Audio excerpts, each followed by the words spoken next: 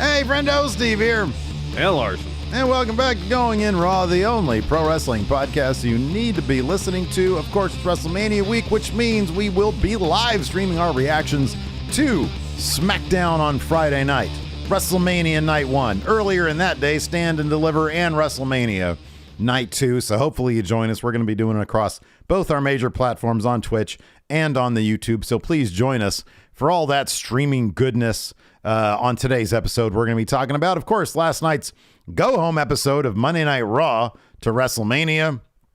And, of course, we've got some news as well, including the WWE potentially nearing a sale. I think the words that were used, Larson, were hot and heavy.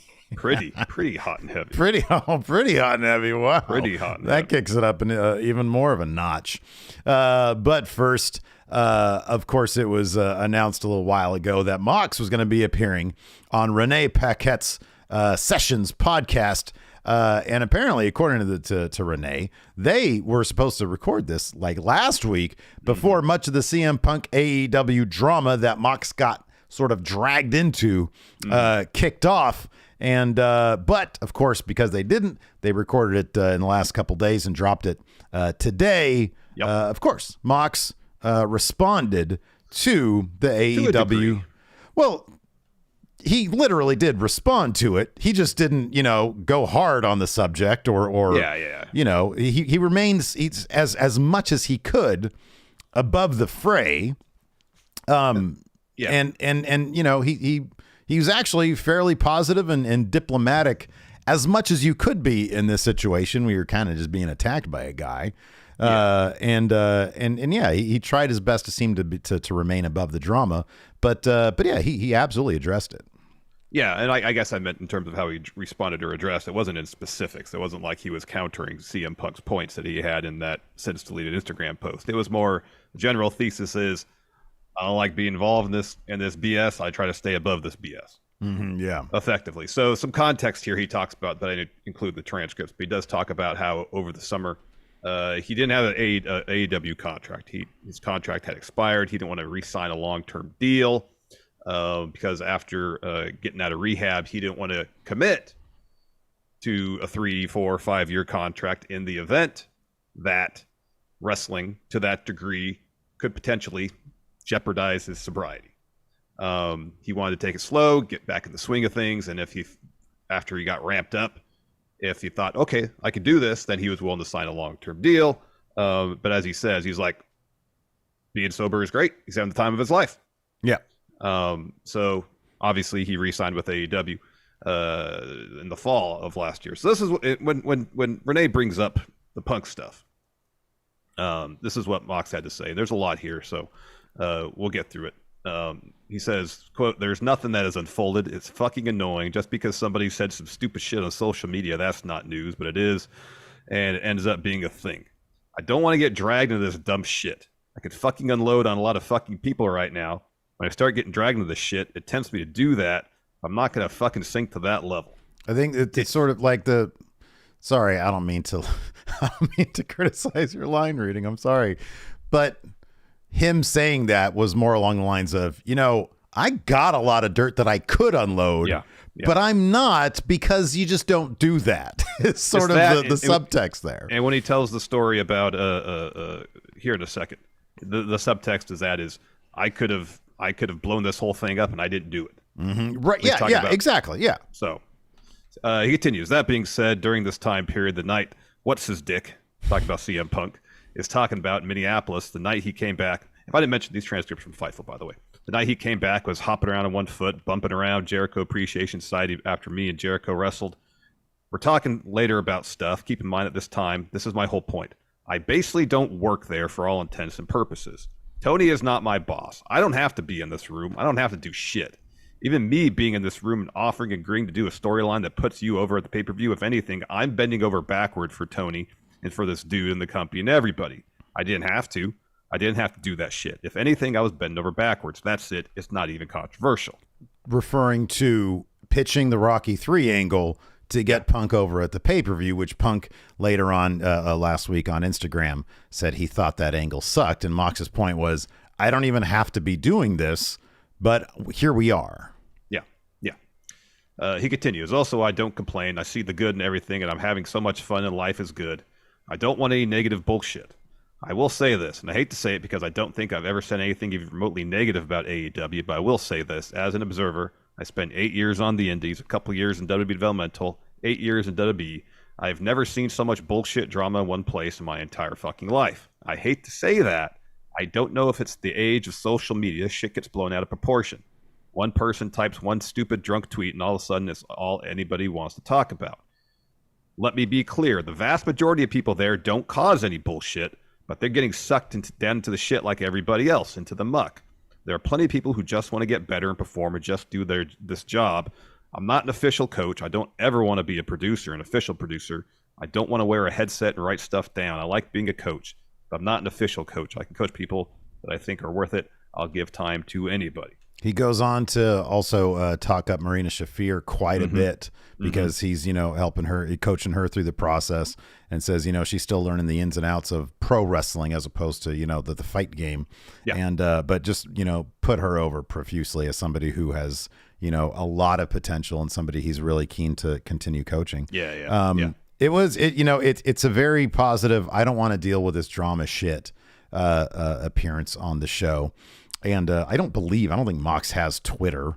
Probably doesn't have Instagram or any of that shit. I know when he was doing his comeback deal or coming to AEW, remember the little short mini movie he made? Okay, yeah. Okay. I think it showed up on Twitter. I think he does technically have a Twitter. Right. He's just not active on it. I got you. I think there's something to be said about what he's saying about social media. Renee had also said some stuff about how, not just social media, but sort of a certain generation of wrestler. And now Punk is not what she's necessarily referring to. Yeah. But people who take to social media to gripe about their placement in the company, et cetera, which really wasn't a thing back in the day in terms of social media, the immediacy of social media. And so it's actually a really, really interesting conversation. The amount that I listened to about a half hour of it. Yeah. But yeah, no, hats off to Mox. I mean, it's fun. It's funny, dude. You and I have talked about so many times. Like I've talked to at least 3 people now who have had personal experiences with him, and everybody says amazing things about Mox. Yeah. That he's just a real terrific guy. Just a real stand-up dude, yeah. And I think maybe a lot of that has to do with just his no bullshit approach to like everything, and you have to appreciate that stuff. So yeah, interesting conversation. And it just seems like the guy, he just wants to have fun and do professional wrestling. Because one thing he says is like, with all this stuff coming out, people aren't talking about stuff that maybe they should be, or that definitely excites him. He mentions Omega versus Vikingo. Yeah, that right. Match, yeah, the pay-per-view. Well, yeah, he was saying we're just sitting here talking about this is what everybody wants to talk about. Instead, we should be talking about the pay-per-view that we had, the match, the Omega Vikingo match. Yeah. That just went down, and he put that over quite a bit. So, talk about a great person to have, as sort of the ace of the company, if you will. What a valuable human being Mox is. Yes. Yeah. Yes. Let's talk WWE selling. Terrible segue, but let's just move on to that. So there obviously hasn't been much news of late about the sale.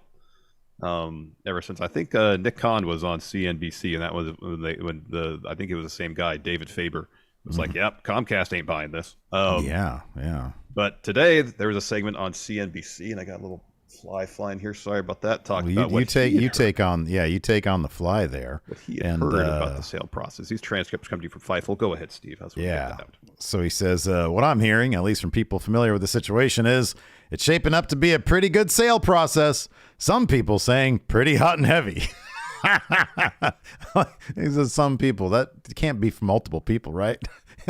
are multiple people using the words pretty hot and heavy? That's a pretty specific phrase to use regarding a sales situation. So unless they all heard it from the same person, it seems unlikely. Yeah. What's the scoop? Pretty hot and heavy. All right. And then he picks up the phone again. What's the scoop? Pretty hot and heavy. Yeah. We're there all the reporters are at a press conference or something, and once it's over, they all sprint to the phones. Yeah, exactly. They get to their editors and tell them what happened. Yeah. Pretty hot and heavy.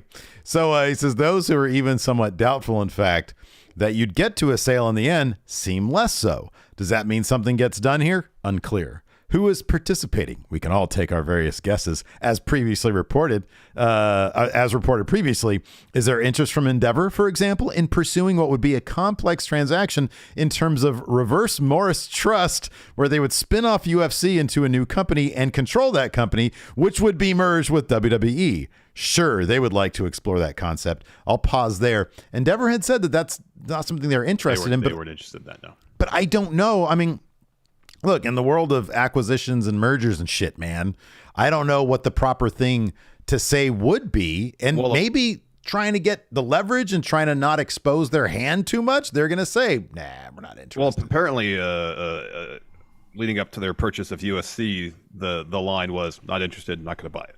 And so then they bought it. There you go. I didn't know that was from them. I had heard that from like other places, but yeah, that's interesting. So anyways, continuing on. Is there private equity interest in the part of some, perhaps in a partnership with well-known names in the sport? That's a possibility. Does Liberty Media have an interest in taking a look? Sure. The Saudis moved heavily into golf, took a look at Formula One. Would the Saudi Public Investment Fund have interest? Yes, that's a possibility. There may be others. Something has led, at least to a number of people close to this, to indicate to me that it's not just live, but going quite well. It is expected to conclude in the not too distant future. A key here, though, remains McMahon's real willingness to sell. He said, Comcast, my understanding, not part of this sale process. So he reiterated that aspect. Of course, Comcast is parent company of CNBC and all the NBC family of networks. Mm-hmm. Sorry, I'm looking at some of the chats here. Of course, Lou drops Libbity Bibbity. And then Aussie Dragoon says, next Sunday, AD, in the not too distant future, in the year 2000. I'm sorry. I'm feeling goofy today. Partially because we're going to talk about this Raw that everybody seems to love except for you and I.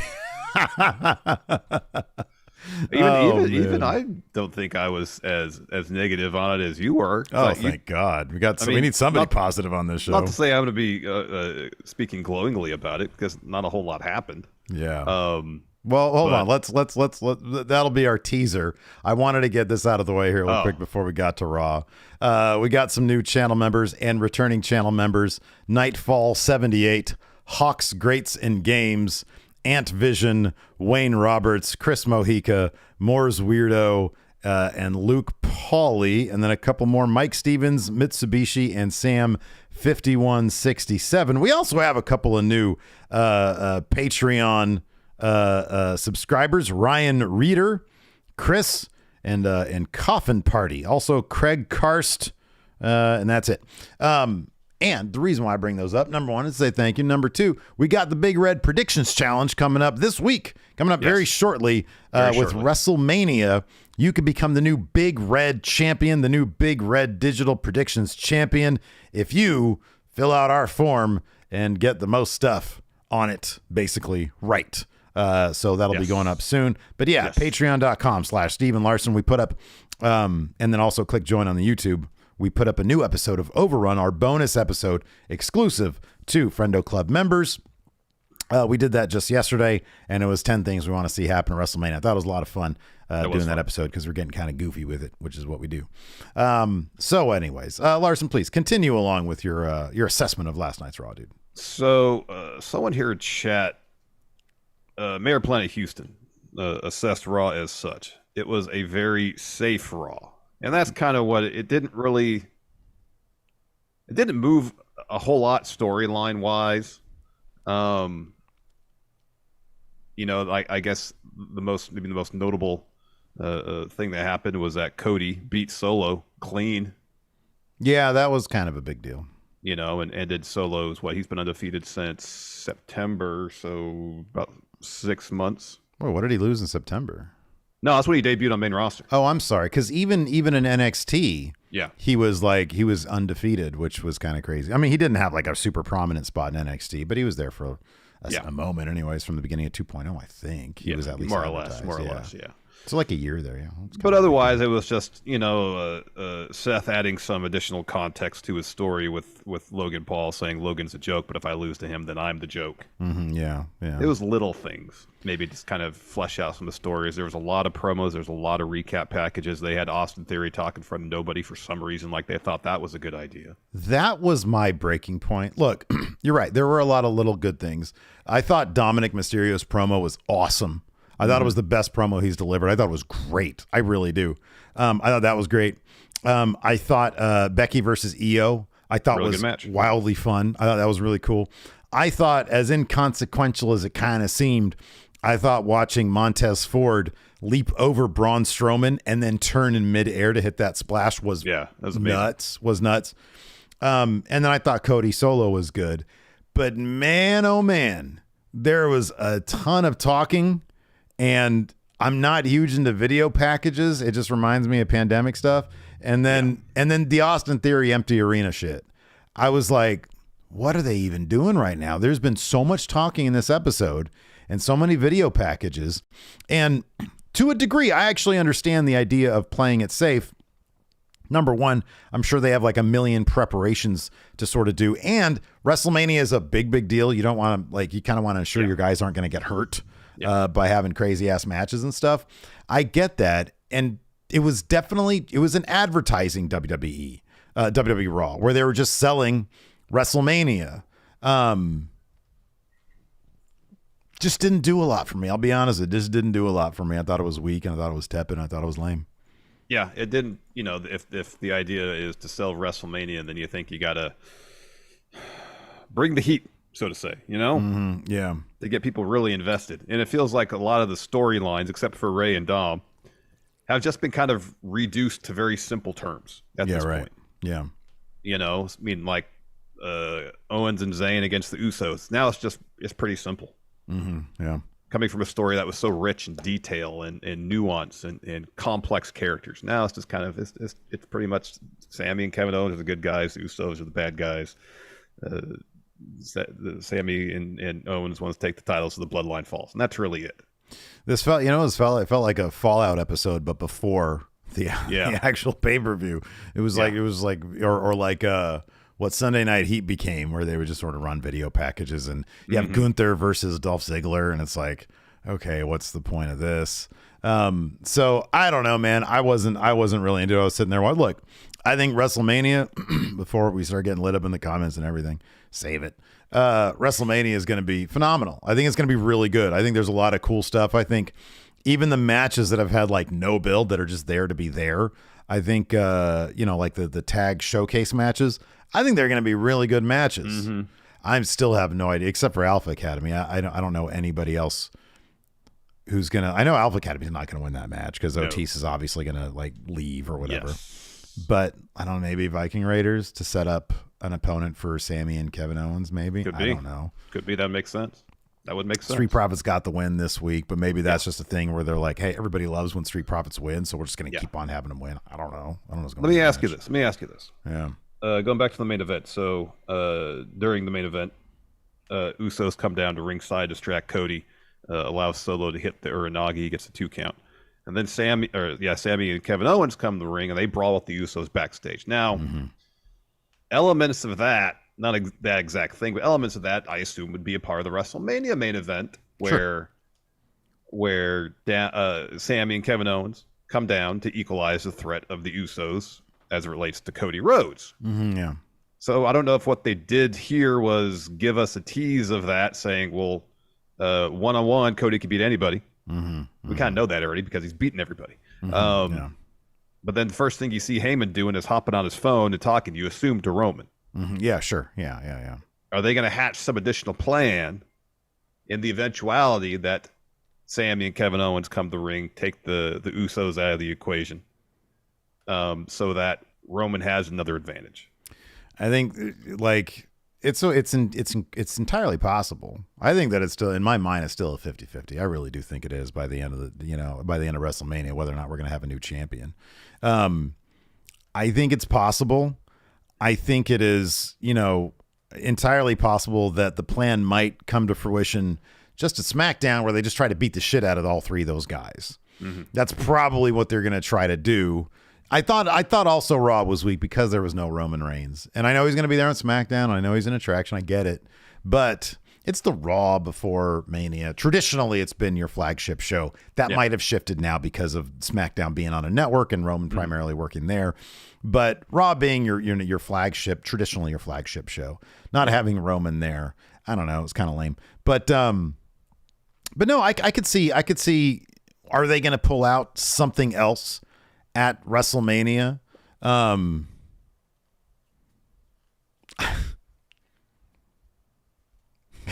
What? Is there any chance Sami Zayn's going to turn on Kevin Owens? Could you imagine if they lose to the Usos, but they drop like some clues in there that you don't pick up on till later, and then Sami turns on Kevin and allows Roman to win at WrestleMania? Ooh. Heat. Oh my God, the heat.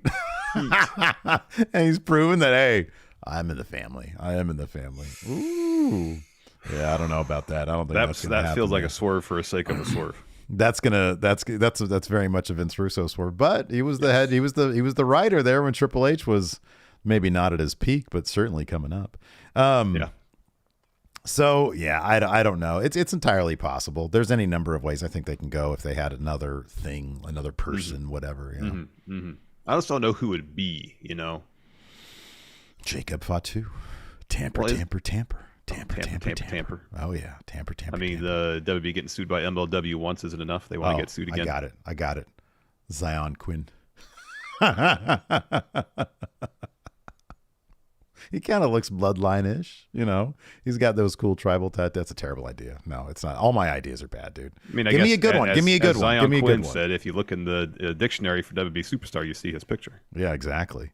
Give me a good swerve. The Sammy one would kill me. I would be cracking up. That'd be amazing, actually. I'm trying to think less somebody that might be a part of, you know, the Bloodline family, and more somebody who has history with Cody. You know what I mean? Yeah, sure, yeah. Randy Orton joins the Bloodline. I mean, that wouldn't make any sense. No, it wouldn't at all. Seth Rollins, that's stupid. No, that wouldn't work. Yeah, I don't know, man. I mean, Die Hard Homer says Dustin, but as far as I know, Dustin's still signed with AEW, so that ain't happening. He's actively in a tag team with Keith Lee for some reason. True. I know. Yeah, I don't know, man. Rikishi, there you go. Rikishi waddles out there. I don't know, dude. I don't know. I think that, yeah, maybe. I kind of just feel like it's going to be Roman shows up at SmackDown. They all beat the shit out of all three of those guys and prove their point, you know. And then that'll be probably, like which will telegraph a Cody win and the Kevin Owens and Sami Zayn win. Here's the thing. Cody has to face odds against him, at least on SmackDown. He has to. They have to beat the living shit out of all three of these guys to give me any sense of indication that Cody, that to enhance the drama in any way, shape, or form. I know, because right now there's not a whole lot. Right. All right. But it's the Bloodline. The thing is, the Bloodline always wins. So like that's what it's sort of stuck in my head is like the Bloodline always wins. They always come out on top. And there's plenty of ways you can continue to go with this story. Yeah. So I don't know. That leads me to believe Cody could easily take this loss at WrestleMania. I don't think it's going to happen. I think he's going to win because you go all in right now with that moment. And you thought they got new titles, you know, being made and all that. I think that they're going to do something big. Cody's going to win, and then they're going to take the company in a new direction when it comes to the title stuff. So I mean, it makes sense, but it does make sense. Everything about the build of the story makes sense for Cody and Kevin Owens and Sami Zayn to win. It really does. It totally does. Yeah, it really does. Tama Tonga. Chaz Moses says Tama Tonga. People are like, who's that guy? Like 20% of the audience would be like, hey, it's Tama Tonga. Yeah. Yeah, I don't know. I don't know. I mean, I guess if you look at it, the Bloodline still has a numbers advantage because of Solo. Yeah, right. Yeah. And so he'll don't necessarily need to add anybody in. But he'll be newly motivated, yeah. The way Heyman was already on the phone right afterwards, as if he was like, all right, we got to formulate a plan now. Yeah. Because we're not going to have the obvious numbers advantage like the Usos are more or less taken out of the equation for the main event because of Sami and Kevin Owens. Yeah. People are saying Jay White. They really need like another guy like Solo though. Like, if Solo's their enforcer, what's Jay White's role? Super enforcer, mercenary, whatever. Yeah, I don't know. Yeah. So, anyways, let's go ahead and dive into it. Kicked off with Miz TV, a great way to kick off any Monday Night Raw. Oh, when Miz TV kicks off an episode of Raw, you're in for a long night. You're in for that's exactly it. So, anyways, of course, his guests are Lita, Becky Lynch, and Trish Stratus. He says Miz welcomes him in the ring and says, Becky, you've got a match with Io, so I'll start with you. Damage Control made your life hell, so you had to call in backup. But you're the man. You work alone. What's it feel like to not be able to do it yourself and to have to rely on reinforcements? And Becky's like, I am the man, just like you are a man. And I think Phoenix here, because they're in Phoenix, would agree when I say you sound like an insecure man with notoriously tiny balls. Miz says they're big. And Becky says, she says, they've been a thorn in my side since SummerSlam. They made it so I couldn't look after my child. They made it the hardest 2 months of my life. I thought I ended them at War Games. So yes, I don't get along with too many people, but there are two people I respect more than anybody else in this business. And you aren't one of them, Miz. When they fight with me, I fight with them. So Miz asks Lita, Trish, why now? Why make your return to play backup to Becky Lynch? Lita says, I don't really feel like backup. I feel like one half of the tag team champions. And then Damage Control's music hits and they interrupt. So if you'd like to take on the part of Damage Control, Larson. Sure, I could be a bit Damage Control. Damage Control. Sorry, I was looking at someone was mentioning Manu from Legacy. Oh, okay. And I was getting caught up on that. No, sorry, I'll go ahead and take over then. So, is this what Bailey says at one point? This would be a dream match for us. Is that where you left off? Is that right? No, it was no, not now, Miz. I have something to say. Not now, Phoenix, you idiots. I'm sick and tired. I got it. All right, go ahead. Tag in. The three of you acting like this WrestleMania match is just another match. To us, it's our life. Every step led to this match. Trish and Lita, you act like you still mean something when you only meant something 20 years ago. And Trish says, I think there's a thing on Lita's shoulder that means she's relevant now. She's talking about the tag title. Mm-hmm. Yeah. So when Bailey says, at one point, this would have been a dream match for us, going up against someone I came up with and to fight two of our heroes, someone I looked up to, is a different kind of dream now. Now our dream is to take out the top women of this division and two Hall of Famers all on the same night. So then Becky interjects. Steve, continue. She says, then what? You go on and do nothing. You got those two and they haven't done anything. You took Dakota, a former two-time tag champ, and squandered her. You took Io, who's one of the greatest women's champs in NXT history, and made her into nothing. You made them lackeys. You haven't done anything. I thought this was going to end, but it's not. So it can only end at WrestleMania. And then Becky slams the mic down and they all just start screaming at each other. And then we get Io Sky versus Becky Lynch. But before that, Larson, let me ask something. Damage Control isn't going to win this match, but they really need to. I know. Like, Becky, Lita, and Trish, they get nothing out of a win here except for one of the major things, and that's to make the crowd happy. Like, that's what they like to do, right? Yeah.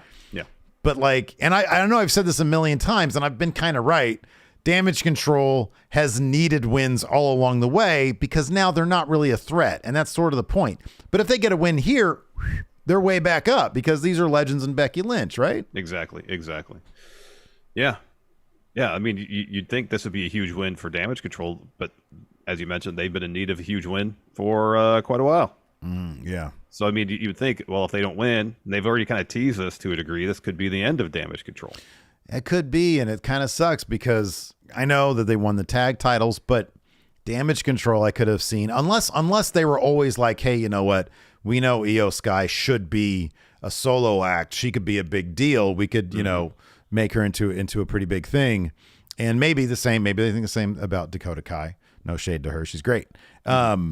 Maybe that's the idea. Maybe the idea is this is going to be a relatively temporary thing. It's going to last less than a year before we elevate them because Becky's not a terribly good leader. That's a possibility. Yeah, it could be.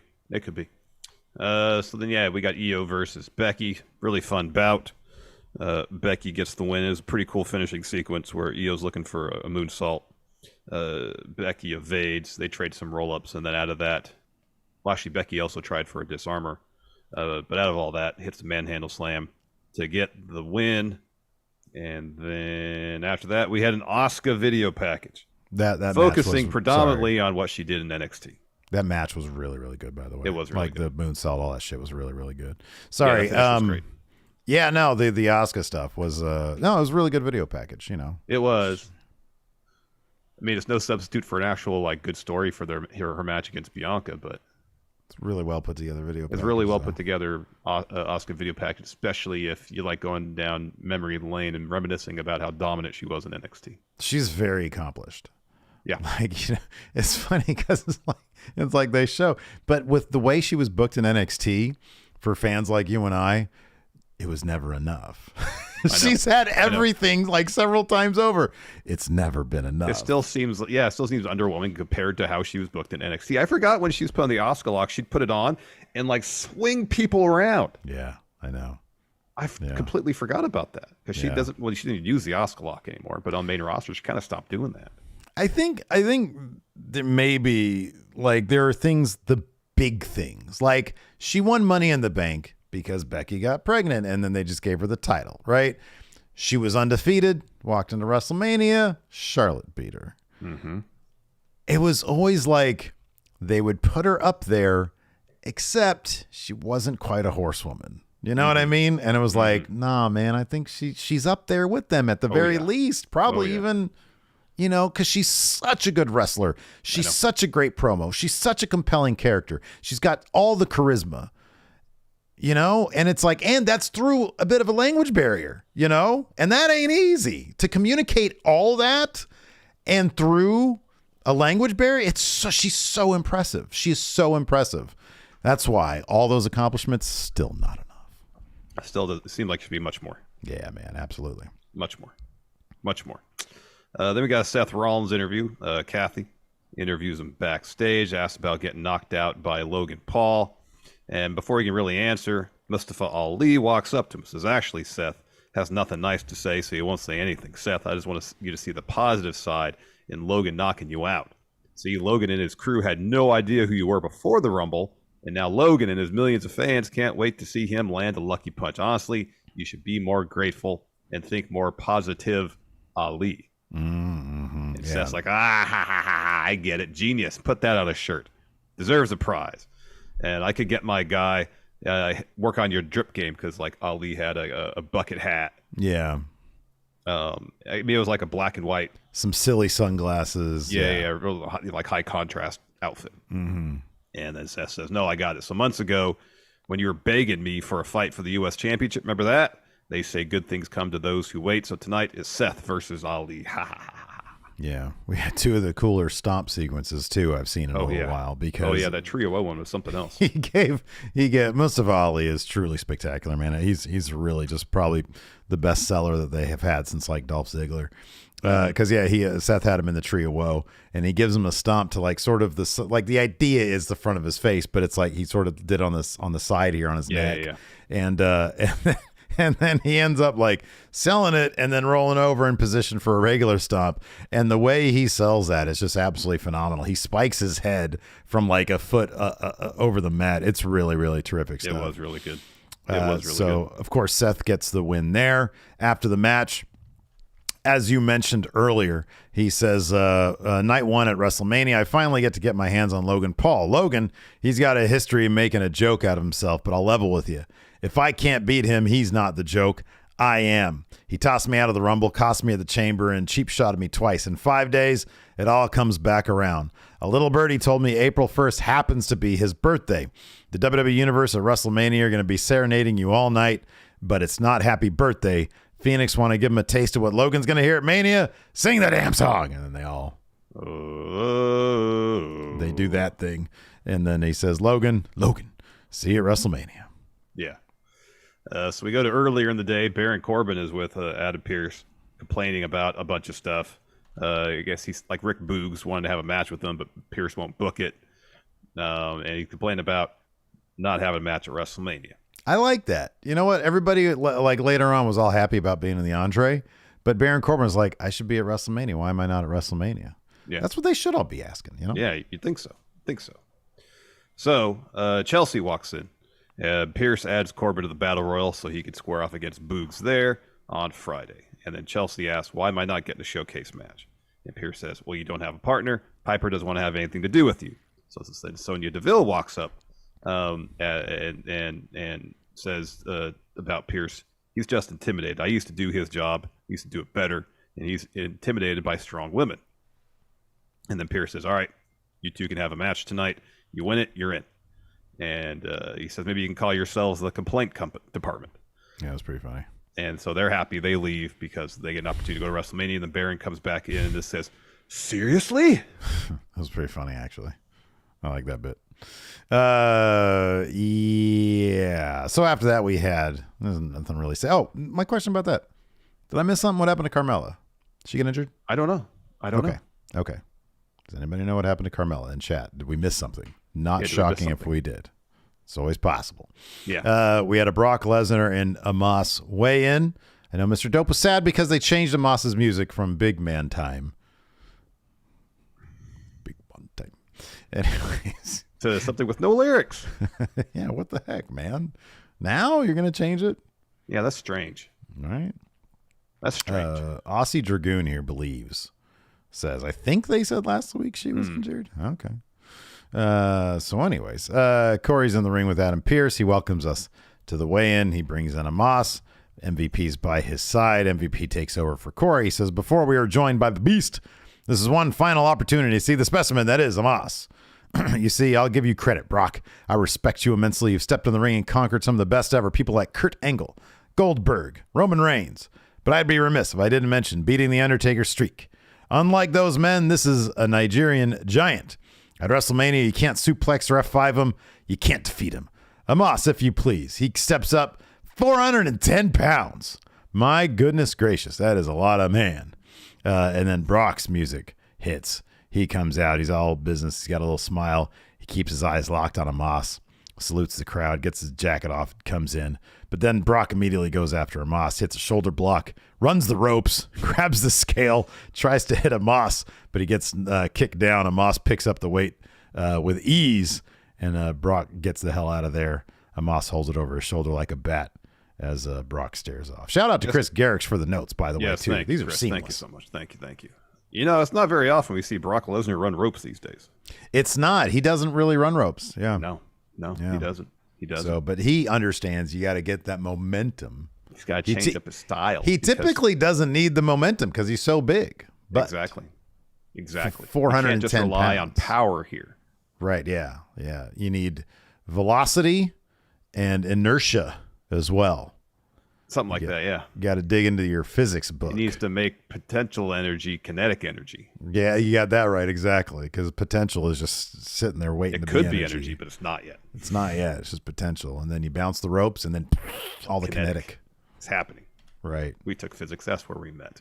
That's where we met. Then we had a Charlotte Flair video package. Followed that with a Rhea Ripley interview. Byron asked her about Charlotte. Ripley says, look, there's no denying how great Charlotte is, but I don't need to be reminded every week she's a 14 times champ. Her legacy is unmatched. I must beat Charlotte. I must become the biggest star here. I need Charlotte's title to do so. It's Charlotte's legacy against my destiny. Charlotte can't stop me from becoming the new SmackDown Women's champ at WrestleMania. That is right. And then we had a Finn Balor promo. This was like a pre-taped. Yeah. He says, Edge, it was always going to be this way, wasn't it? You say you thrive and were captain and baptized in the cell, and now you want to lock yourself inside cell. Golly, what the heck? And now you want to lock yourself inside the cell with me. Don't you know there's nothing more dangerous than a caged demon? So go to your dark place, light your candles, do whatever you need to do to unlock it. But I don't summon my demons. They're always here. You just need to look closely. But then they do a really cheesy graphic where it's like, yeah. And it looks like it was like a high school project. Well, it also looks like it was like a picture of Finn from like 5 years ago. That they kind of flashed to. Yeah, and then they changed up now the graphic too. So it's official. Even though I don't know why the demon aspect of it has to be made official. Yeah, no. They put the demon Finn. Well, they do it for I get it. They do it for advertising purposes. But it's like they put the demon Finn Balor. It's just, man, Judgment Day's purple. I want to see fucking purple demon, okay? Yeah, no. Purple demon, extra shithead. Right, Finn exactly. Balor. It should just be double shitty. Yeah.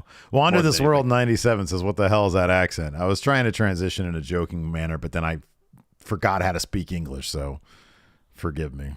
It happens to us all sometimes, Steve. Yeah. Then we got preview of WrestleMania Tag Team Showcase match. 8-man tag team action.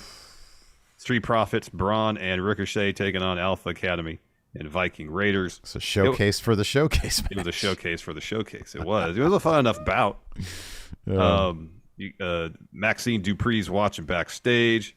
At one point, Otis rips his shirt off as Maxine is watching on. The finish of this was really cool. So Gable eats a right hand from Doc, and Strowman tags in. Just does the Strowman Express thing ringside to everybody. He gets back in the ring. Eric knees Braun right in the face. Braun responds with a spine buster. He tags in Ricochet. Braun hits the power slam. Ricochet gets on Braun's shoulders. Montez tags in. Ricochet hits a 630 off Braun. And then Ford leaps over Braun as he's doing his pose in the corner to hit a frog splash, changes directions in midair to get the win. That was awesome. That was really cool. Also, Otis pouncing Braun out of the ring was pretty cool too. Yeah. That was pretty neat. So yeah, there was good stuff here. I just kind of wish they would have like saved it for, it's like, why not have every team choose a guy to have like a triple threat to establish some sort of advantage or for the four-way match. Yeah. Four-way. Yeah, that's right. Yeah, good point. Yeah. Sorry, there's 4 of them. Yeah, nobody gets left out here. Anyways, after that match, we had a Cody Rhodes interview. Kathy's backstage with him. She asked about the match tonight and if he feels vulnerable. He says, I love it. I live for this position. I understand Solo's undefeated. No pins or submissions. If Roman and Heyman were standing here, you'd have to ask them if I had a chance tonight and at WrestleMania. They'd probably cackle. But I'd ask Mr. Heyman why I have to fight the Enforcer 6 days from the big one. I think it's because they know. They ask, has Cody Rhodes earned it? The fire didn't start when I returned at AT&T Stadium. It started a long time ago before that. I've not only earned it, but lived it. Solo finds out tonight he's not ready. And at WrestleMania, I defeat Roman Reigns. Then we got the latest, and I think probably the last one of these movie parodies. It's the Bloodline cast in the famous scene from Goodfellas. Where Joe Pesci's like, I'm funny. Funny how? Funny like a clown? My favorite part about this. Do I amuse you? Do I amuse you? My number one, Heyman is born to be an actor. He really should have been an actor. And Roman's really coming along too. My favorite part, though, was the punchline at the very end when Solo says, hey, Tribal Chief, you are really funny. And then Roman just looks weirded out by it. Yeah, that was pretty funny. After that, we had another video package, this time for Bianca Belair again. Terrific video package. Yeah, really well done. Really well done video package. Really well done. Not so well done this Austin Theory empty arena promo. Who thought this was a good idea? Who thought, hey, how about this? Instead of coming out to a packed crowd and trying to feed off that energy, remember a couple years ago when pandemic hit and we had everybody dropping really awkward empty arena promos by necessity because people didn't want to get the COVIDs? Why don't we do that instead? Yeah. And dude, I'm sorry, but even like the best promo in the bit, like remember when Stone Cold came out and dropped that really awkward promo? I mean, they told him to go out there and do a bunch of jokes and it was terrible. And Austin, apparently in retrospect, had said, yeah, I hated this. I didn't want to do it, but Vince made me do it. Yeah. Even Austin has a hard time in an empty arena. I know. This was just terrible, man. Oh God, this was bad. So when you have Austin Theory with this version of his character now, where it's hard enough for him as this character to be captivating on the mic in front of an arena full of people that he can bounce off of, react off of, feed off their energy. You take that same character who's not that interesting, put him in an empty arena where he doesn't have that give and take with the crowd. Yeah. It's just him doing a monologue, and there's just nothing really to it. It just seems so empty. I appreciate the basic premise. You feed off the people. I don't need to. I don't need the people to do this. But I don't know. It was just kind of, it's just, no, wasn't good. I give them. For it to really matter, though, if he says you feed off the people and I don't need the people, then this should have been like fucking Shakespearean, This should have almost had in tears for the quality of the performance. That's the only way you have to sell it to that extent, Yeah. And it wasn't that. The material wasn't strong enough. This really should have been, this whole story ever since the Cena promo should have been Austin Theory trying out new characters. You know, being like, hey, I could be the Doctor of Thugonomics. Yeah, or, and here he's like, oh, you went to Hollywood, John? Watch me. I'm a real thespian. Yeah, exactly. Here's my cold read. Yeah, here's my cold read. There you go. That's good. He grabs where are my sides? Yeah, sides from Peacemaker. Yeah, exactly. I don't know. People in chat, they're fucking defending it. That's great that you liked it. I'm happy for you. But this, I sat here thinking this is garbage. Oh man. So I know we're like supposed to be the positive podcast, but every once in a while they drop a turd on us, and I gotta call it out. Man, you gotta keep it real, dude. Yeah, exactly. Gotta keep it real. Look, we've been the biggest WWE stands since Triple H showed up, so I don't want to hear people being like, you guys are negative now. Bias. Yeah, no. Oh, you guys are AEW stands. No, we're not. Watch one of our AEW reviews. Yeah, no. So yeah, Theory says this Saturday I lose everything according to you, John. That's where you're wrong. You thought you exposed me, but you exposed yourself. You showed everyone the one thing that you can't see is the future is right in front of you. You wanted to hit me with a reality check saying no one believes in me. You wonder why I'm here alone. Well, there's a difference between being here alone or in a sold-out stadium. I don't do it. Oh, sorry, there's no difference. I don't do it for the W Universe. I don't do it for the kid who wants to be the next Austin Theory, and I don't do it for John Cena. I do this for me. It's so sad. I would have let you go down the hero, but you made it personal. Everyone looks up to you. It'll be so fitting that you're going to be looking up at me. And that's not a theory. I'm going to make you believe in me, believe in Austin Theory. WWE Universe, I'll make them stop believing in you. It's going to happen this Saturday at WrestleMania. It's just not that interesting of stuff. No, it's not. Well, okay, let me ask you this then. Let's take them. They want to take them out of the arena, prove we don't need people. Instead of, or take them out of like where people are, instead of the empty arena, is there a more, because I think they've got all these great video packages, right? If they filmed this more filmish style, maybe it could have been better. You know, when I first heard they were going to do this, I didn't see it. Yeah. They should have had him sitting in the stands. Oh, I like when they do that. Yeah, that does kind of make a difference, doesn't it? It does make a difference rather than standing in the ring, an empty arena. They should have done it in like a sensory deprivation tank. Mm-hmm, yeah. Says, I don't need anybody. I don't need light. I don't need sound. Yeah. I just need to be floating in water in this tank. How about this? He like walks around the arena. He's like, you know what I'm doing now, Cena? I'm crop dusting. That's right. I had a lot of chili before this, and I'm crop dusting. Got a hot dog from concessions. So all these idiot fans of yours, they're gonna come and they're gonna sit in my fart. Okay, that's what's gonna happen tonight, John. And I'm gonna do the same thing at WrestleMania. I'm gonna show up early, right, John? And I'm gonna walk around the entire stadium. I'm gonna be crop dusting all the chili that I had earlier in the day, John. Yep. I'm gonna have 3 chili dogs, John. And I'm gonna walk around the seats, all crop dusted. I'm crop dusting all of them. So they're gonna come in. They're gonna sit in my ass, John. That's what they're gonna do. They're going to be cheering you in because they're going to start WrestleMania with Cena versus Austin Theory. I know. So they're going to get in there. And Fortune says, put him in a van down by the river. Hey, John Cena, I'm in a van down by the river. I don't need these people showing up at WrestleMania. Oh, man, that's funny. Adam Bull got it right. I was doing Mark Wahlberg. I know. Hey, John. Oh my gosh. So then we got a WrestleMania Showcase qualifying match. We got Sonya and Chelsea taking on Mia Yim and Candice LeRae. Before this match got started, it was made official on WWE programming that Stacy Keibler is going to be inducted to the WWE Hall of Fame this year. That's awesome. That is really cool, man. Sonya and Chelsea, they qualify for WrestleMania. So the finish saw Candice tag in, hit a double team crossbody, and avoid the ripcord lariat. Candice then hits a clothesline and a senton. Mia tags in. They hit a double team splash on Green. Sonya breaks that up. Sonya then is doing some taunting. Mia kicks her out.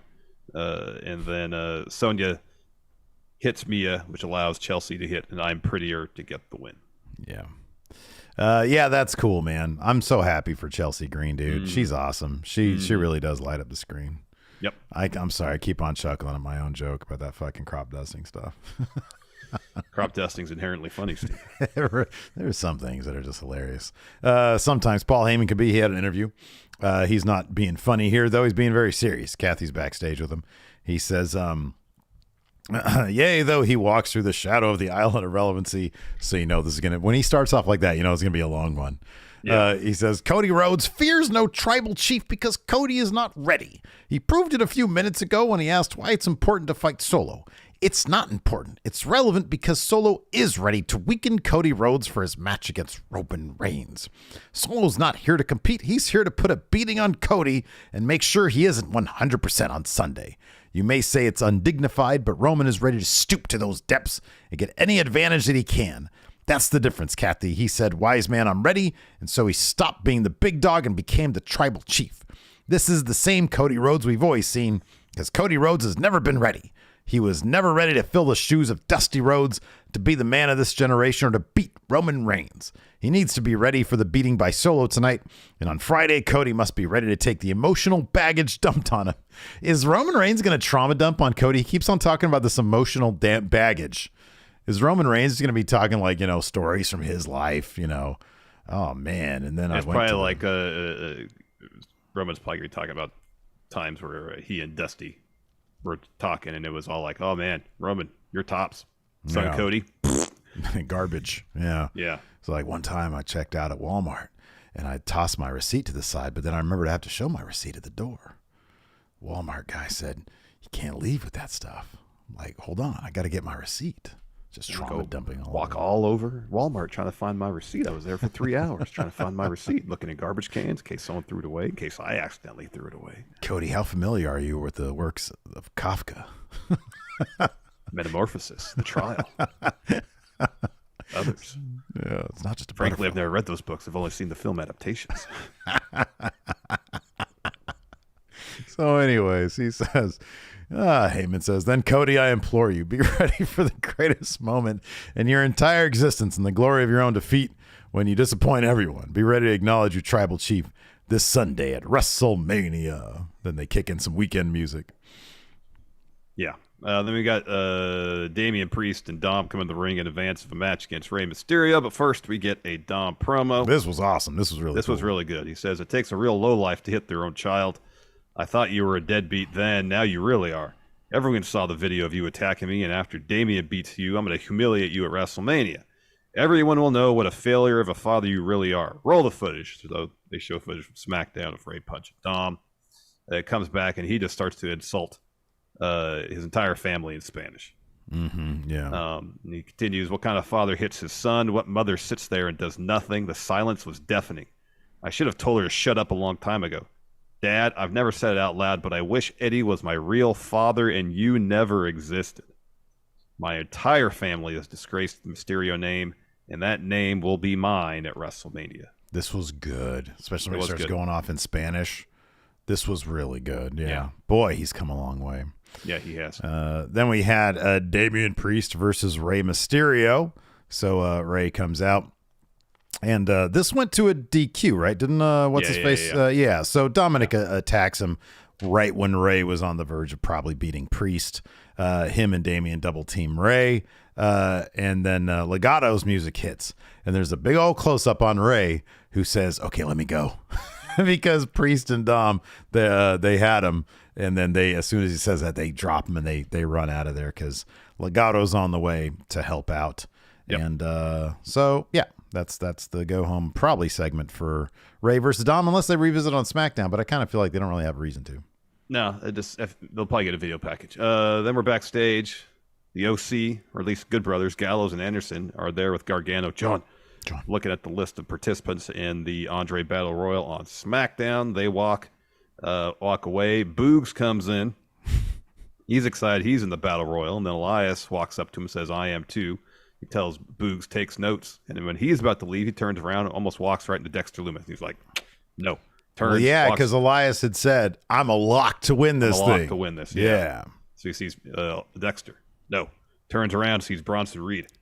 No. Mm-mm. And so he turns around again, and there's Lashley. And Lashley says, "You're a lock to win.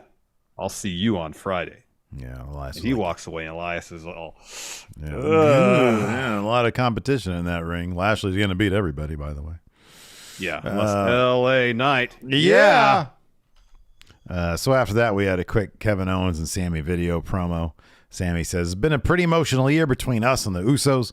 We're now finding ourselves less than a week away from the biggest tag team match of all time. It takes place in LA, and everybody knows we started in Montreal with nothing but there we earned our names there and became PWG. A tag team." Yeah. He says it comes full circle on Sunday and walk into LA as a team. And then Owen says every fight together alongside or against has always been about the bigger and better thing. It's us against the Usos, the best team in WWE. But that ends on Sunday when show everybody what we can do. We're going to LA to achieve the biggest thing we can do together, and we become undisputed tag champions. And we're doing it at WrestleMania. Yeah, WrestleMania. Dun, dun, dun, dun, dun, dun. Remember the old WrestleMania theme? Oh, yeah. I thought you were singing some Weekend there. Dun, dun, dun. It's constellations in the sky, and the logo comes in. I love when people are behind on YouTube, but they react to stuff as they watch it, because just now Jamar Phillips in YouTube chat said, is Austin Theory Mark Wahlberg? Yeah. Yeah, Jamar. What's wrong with that? I'm a crop dust to you, Jamar. Then we got Gunther taking on Dolph Ziggler. As you would expect, Gunther just beats the hell out of Dolph. That bit where Dolph leaps towards Gunther and Gunther chops the hell out of him was pretty great. That was pretty awesome. Yeah, Ziggler's such a great sell guy. Yeah, he is. So Gunther wins, powerbomb, hits his last symphony, get the win. After the match, he grabs the mic. So Steve, you want to do this since you do the Gunther voice? Gunther, yes, gets on the ring, says, Sheamus, Drew McIntyre, this fight, this disgrace of being forced to defend my Intercontinental Championship against both of you. But have a look, because this is the fate that awaits you at WrestleMania. Yes, Gunther's getting pretty decent there, Steve. I can bust it out every once in a while. Yeah. It's getting there. It's getting there. It's getting there. Then we get our main event. You're pretty good with the impressions, so that should come as no surprise. You're pretty good with the voices. Hey, pretty good with the voices. Pretty funny. Yeah, no, Gunther said, hey, Sheamus, hey, Drew McIntyre, this fight. Anyway, sorry. We got our main event, Cody taking on Solo. Early on, it kind of seemed like the situation where it played into the story of Solo not being ready. Like Cody's like, hey, come follow me, Solo. Ha ha, trap set. You fell for it. Boom, yeah. There's a couple instances where that happened. Anyways, down towards the later on. Disaster kick, Cody cutter, hits across Rhodes. And so he's really selling the effects of the match and is slow to cover. And Solo's selling the crossroads, but I think he was a little far away from the ropes, so Cody leans over and says something to him. And get closer to the ropes. Solo kind of scoots over. Cody covers. Solo gets his foot on the rope.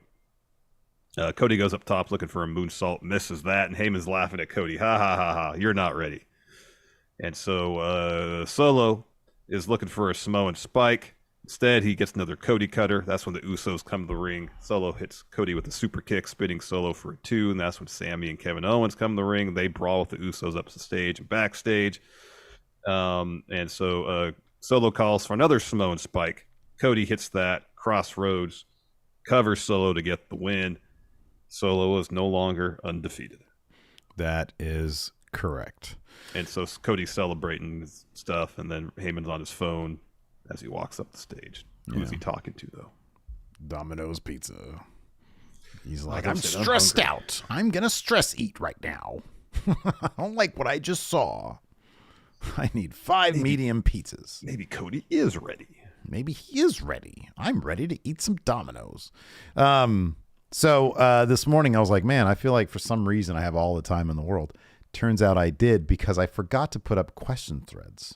I think. No, there's one on Patreon. Is there really? Yeah, for the Raw episode today? Oh wait, no, that's bonus show. Oops, no, you're right. No questions. So, we're gonna go through. We have some super chats. Please, people on the Twitch, highlight those questions on YouTube. Ask some questions. I know we've got a super chat up here that might eat up some time, so I'll go to that. Sure. Let's see here. Past $5 super chat says, "What's good, brothers? I'm stuck at work like always, but wanted to show some love. Keep up the great work for life." Thank you very much. I appreciate that. I appreciate it. Zoe Conrana here subbed as well. Here we go. Diehard Homer says, what other popular 80s movies has CM Punk not seen? So, okay. Why do you think, and I asked this tongue in cheek, not, I asked this tongue in cheek. You and I are in the same age. I think me and Punk are both the same age. Yeah. Rocky was basically in the DNA. I knew about Rocky from my earliest memories, because the first one came out, I believe, a year before I was born. I think it came out in 77, I believe. I think it was 77 or 76, yeah. Right. And so, especially by the time Rocky 4 came around, like it was everything, you know? Yeah. Yeah. I'm wondering how he never saw that as a kid. Do you think his parents just weren't like not huge movie people? Or like, because, you know, it was everything like Teen Wolf, Back to the Future, Ghostbusters. There wasn't a lot of stuff to do in the 80s. It was go outside and play, go to the mall, or go to the movies. That was kind of it. I'm like, video games were also kind of a thing then, but like, really be a thing, yeah, like 85, 86, 87, like Nintendo was a thing, right? Yeah, yeah. And then we had like a Commodore 64 in our house. And then the Atari 2600. You had an Atari, yeah. I didn't have one of those. But yeah, I'm sort of curious. Like, do you think his parents maybe just weren't movie people? I don't know, because he literally has a cobra tattoo on his shoulder, so it's not like he was completely unaware of 80s pop culture. You know what I mean? Right. Yeah, totally. So, you know, because G.I. Joe was a pretty huge thing at that time in the mid 80s. It was huge. Yeah. Maggie says, I never saw Star Wars as a kid. My parents weren't sci-fi people, but I could quote countless 90s action movies. Maybe his parents weren't those things. But then also, I'm pretty sure he was really into. I mean, he's written comic books nowadays, so I'm guessing as you know, in the 80s, he was really into comic books. So maybe, yeah. I don't know. I mean, sometimes just things kind of slip through the cracks. Could be. You know, there's movie franchises people just don't see, and maybe by the time he was an adult, he's like, oh, that's maybe. By the time he's an adult, he's a bit cynical about it. Oh, that stuff. Yeah, right. You know, so the do you think he hasn't story. seen Ghostbusters? Do you think he hasn't seen Ghostbusters? Because like you said, he's got the cobra, so he's seen G.I. Joe. He knows what G.I. Joe is. Yeah, he knows G.I. Joe. Right. So I wonder if he's seen like Ghostbusters was also the big thing. Like came out like 84, one of I think. The huge things in the mid 80s, yeah. It was Ghostbusters, Back to the Future. Star Wars was still huge then too. Star Wars was still pretty big. But Return of the Jedi was like, I think that ended like that was 83. 83, yeah. Yeah. Yeah. But like I'm thinking like from 84 to like 88. Like, do you think he saw RoboCop? Later. Yeah, I don't know. I don't think he saw that as a kid. Maybe he did. I saw it when I was like Total 8 or Recall? 9. I think he probably saw Total Recall, but maybe later. I don't know. It is very confusing. My dad took me to go see Total Recall in the theater. That's pretty awesome. That is really awesome. That's fantastic. Yeah. That was what, 11, 12, something like that. So I don't, honestly, it's so difficult to tell. I don't know. Maybe his parents were like, well, Rocky's not like a kid's movie, so we're not going to take him to see that, but we'll take him to go see Goonies. Maybe. You know, maybe we'll take him to go see Back to the Future. Ghostbusters is not a kid's movie, but it's not, I wouldn't necessarily say it's a movie made for adults either. Well, back in the 80s, it was a bit different because they had RoboCop toys. You know what I mean? Yeah, so it's like, okay, Dad, can I see the source material here? I don't think you want to do that, son, because that movie is fucked up. Yeah. And they would do that a lot in the 80s. Like they bust out toys and cartoons for shit that was wildly inappropriate. Rambo had a cartoon. Mm-hmm. You shouldn't be taking your kids to go see Rambo movies, dude. No. But I think my parents did. You know, I think I saw that in the theaters. Yeah. Even like Rambo 3, which has like the highest body count like ever or some shit like that. So yeah, I can't answer that question because I would need to know the root cause of him not having seen Rocky movies. Yeah. Eduardo Morales here on YouTube asks, what are your top 5 favorite Mania themes? Dun, dun, dun, dun, dun, dun. Is that the original one? Yeah. Yeah, okay. Favorite Mania that themes. They used for years. Yeah. Favorite Mania themes. I'll be honest with you. I know it's corny as fuck, but I like that Weekend song. They use it like 3 years in a row. Oh, the Blinded by the Light, that one? Blinded by the Lights one, yeah. That's a good song. I just don't remember a lot of the Mania themes, other than the more recent ones. Like, is My Way or the Highway considered a Mania theme, or do they just use it for No, that was just a video package, I believe. Okay. Mayor Planet Houston asks, what Mania build would you fix and how? It's more like which one of them I would fix. I would have fixed the Bianca versus Asuka one. That's the one I feel like, look, Rhea versus Charlotte just needed people attacking each other. Bianca versus Asuka needed a bit more depth, needed depth to it, you know? Yes. Because I thought there's a lot there you could work with, and they just didn't. They haven't done any of it. I know. That's the one that's probably the most in need of something. Yeah. John Chambers asks, what's the grossest spot you've ever seen? It's when Supreme got lit on fire. We saw his flesh melting off his arm. Can't disagree with that. Johnny Night Moves says, does the demon being in Hell in a Cell... Yeah, I like that name, too. It's a good name. Does the demon being in Hell in a Cell change your predictions for the match? No, I thought Finn was going to win it going in, and I think the demon's going to win it even now. Yeah. Yeah. I'm just trying to do something. Ash, should Solo be pissed at Roman for not having a match at Mania, but being reduced to an enforcer or henchman? No, he's new, so he's learning still. Yeah. And as Cody said, he's not ready. He's not ready. Yeah, well, don't tell him that. He gets really upset about that. White Brownie here asks, if go-home math still applies, how would you determine the matches for the competitors who weren't on the show this week? There's still a SmackDown. There's still a SmackDown to get. And then you go back to the last segment they had. Mm-hmm. Eduardo. Oh, sorry, I already got that one. Let's see here. Blind Mask says, would Wheeler Yuta be more effective as a character if he became a silent killer type character? No, I think he's probably going to be more effective as the next couple months go on because he's a bad guy. He needs to be a shithead is what he needs to be. That's what I mean. Yeah, like Claudio telling him to go fuck people up and then him being really, bloodthirsty about it. I think it's going to help him a lot. Yeah. Yeah, and being shitty too, yeah. Yeah, he's got to be a shithead. So White Brownie says, looked it up, and Solo's record in NXT in singles matches was 14-4. For some reason, I thought when I looked it up, he was undefeated, but okay. Fair enough. Showtime AJ asks, what's the best Mania of the last 2 years?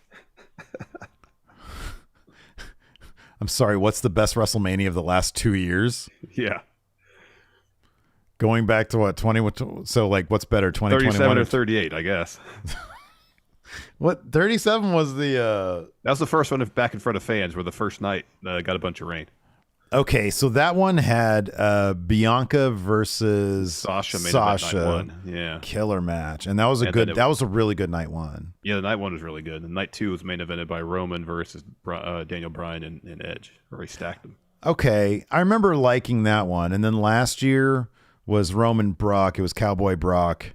Yeah, and then the night one was all the Austin. Hey, I'd say last year's WrestleMania because it had the Jackass stuff, it had the terrible stunner, it had Kevin Owens and Stone Cold, I think the Roman Brock one. I forget the match, but was it good? Yeah, it was kind of in line with most of their stuff. Just a lot of finishers and shit. Yeah, it wasn't that interesting. What was the finish on that one? Do you remember? Oh, sorry. Showtime AJ says 10 years. Best of the last 10 years. Okay. Although the conversation about 2 years was fun. Last 10 years. Probably Mania 30. Conversation about 30 is a really good one. I thought 2019 was a really good one. There was a lot of cool shit happening in 2019. 35? Yeah, Kofi Mania. Yeah. The main event, and then Seth and him winning and beating Brock, I think. Yeah, he beat Brock. Mm-hmm. Yeah, I thought that was a really good one. Mm-hmm. Yeah, but 30, 31. We were there for 31. That was a really good one. Yeah, that was fun. I had a blast at 31. Sting totally should have won. I'm happy you've come around to that position because for the longest time you're like, nah, it's the Monday Night Wars in microcosm. And I think that holds water. I think that argument holds water. But at the end of the day, you got Sting in your company. You got Triple H. Of course, you have Sting go over. I get it. But yeah, you probably do that. Yeah, you do. You do that. Andrew Kahn's here. Kahn. If Cody wins the titles and Sammy and Kevin Owens win the tag titles, would you guys be against for the OC turning heel and challenge for those belts? I think Cody versus AJ could be 5 stars, and Good Brothers versus Sammy and Kevin Owens be a good feud for the summer. Yeah, that could be fun.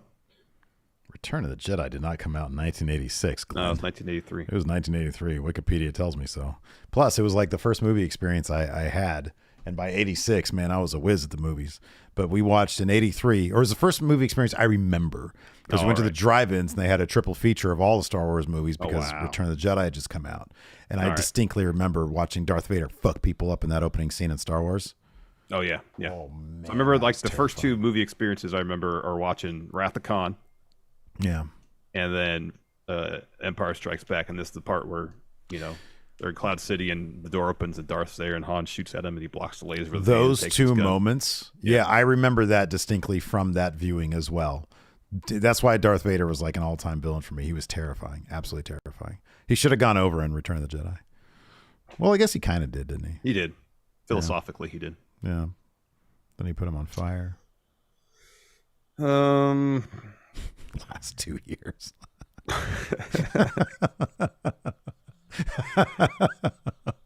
Bear Winning says Roman is making history by being the first one to defend his title 3 Manias in a row during the same reign.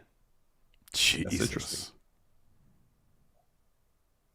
So Hogan didn't defend the title at Mania 1, just 2 and 3, and then 4 they vacated it. Macho Man won it, defended against Hogan at 5. Hogan won. Hogan defended at 6, lost to Warrior. Yeah. At 7 was when he beat Slaughter for it. 8, it was retired. Flair and Macho Man. Yeah. And the 9, of course, was Hogan out. winning at Yokozuna. Yeah, against Yokozuna. Interesting. And that was his last Mania for a while. Wow. Wowie wow. So Cena never did. Yeah, I guess so. Huh. Interesting. All right. Anyways, thanks everybody for the impromptu questions. We appreciate it. Yes. Later on today at, what is it, an hour and a half, 2:30? Yeah, 2:30. 2:30 Pacific, 5:30 Eastern. We're going to be joining Fightful over there for a WrestleMania roundtable. So be sure to check that out. Thanks everybody for tuning in. Appreciate it. Till next time. I'll talk to you later. Goodbye.